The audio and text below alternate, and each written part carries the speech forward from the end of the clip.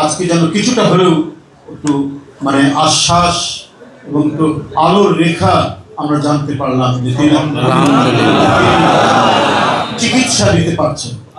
চিকিৎসা হাসপাতাল থেকে আসলাম, এভার কেয়ার থেকে আসলাম, সেখানে ডাক্তারদের সাথে কথা হলো।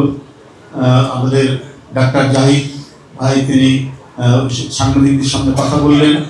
মানে অনেক সংকট এবং উদ্বিগ্নতার মধ্যে আজকে যেন কিছুটা হলেও একটু মানে আশ্বাস এবং একটু আলোর রেখা আমরা জানতে পারলাম যে তিনি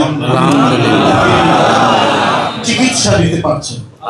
চিকিৎসা তাই বন্ধুরা আমার, আমরা আরো আল্লাহর কাছে দোয়া করব, নিশ্চয়ই আল্লাহ তিনি সুস্থভাবে তার মানে সম্পূর্ণভাবে সেরে উঠবেন এবং আমাদের কাছে ফিরে আসবেন।